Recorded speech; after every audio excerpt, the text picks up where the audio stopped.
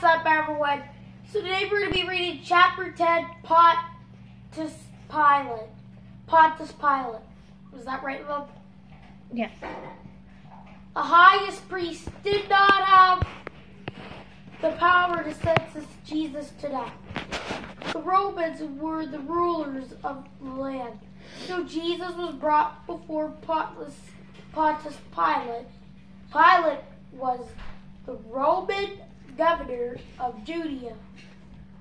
The Romans did not care about Jesus being called the Son of God. They were worried that Jesus might cause his followers to rebel against the Romans. Jesus was put on trial again.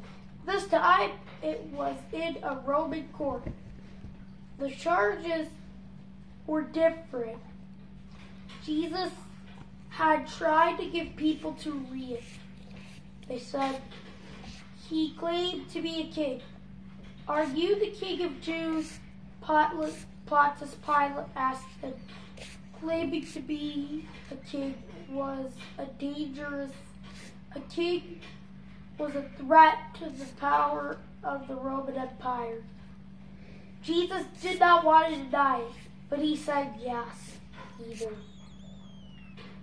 What should Pontius Pilate do? There was a custom that a prisoner could be set free in honor of the Passover feast. Pilate asked the people if they wanted to set Jesus free. No, they said.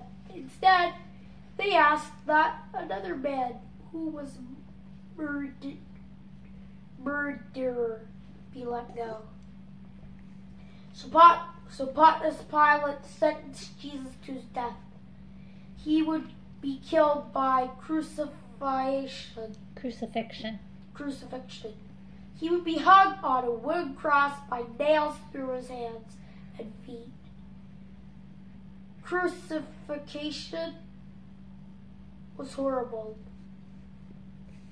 Some people took days to die. It was a way the Romans killed criminals and rebels. Since crosses were set up outside, people could watch the deaths. It was a warning. This was what happened when people defeated the Romans. Before Jesus' crucifixion, Roman soldiers whipped him and dressed him up like a king. This was not to honor him. It was to mock him. They placed a crown of thorns on his head. In one of Jesus' hands, they put a staff, "Hail King," on the Jews. They teased, they spit at him, they beat him. They took him to a hill called Golgotha. Jesus was hung on a cross to die. At the top of Nazareth, at the top of the cross was a sign that said, "Jesus of Nazareth, King of the Jews."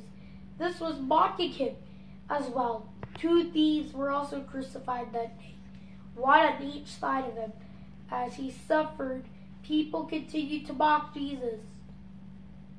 They had heard could work miracles. "Save yourself," they said. All the Gospels mention that some of Jesus' female followers were there at Golgotha.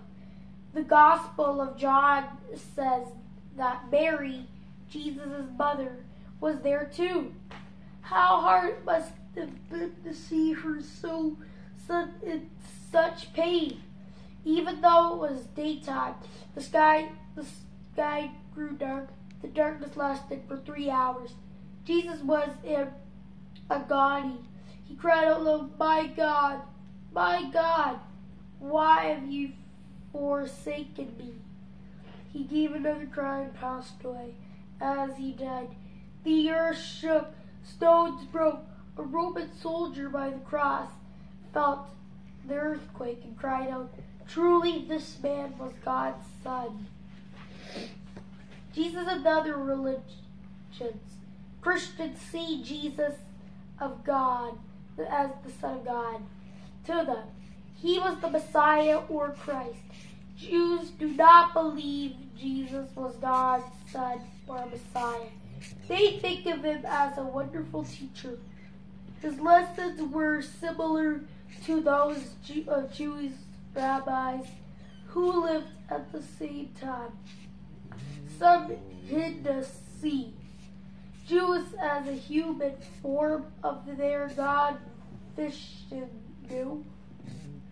To Muslims, Jesus or Isaiah was a prophet. Muslims respect all prophets, but Jesus had a special place for them.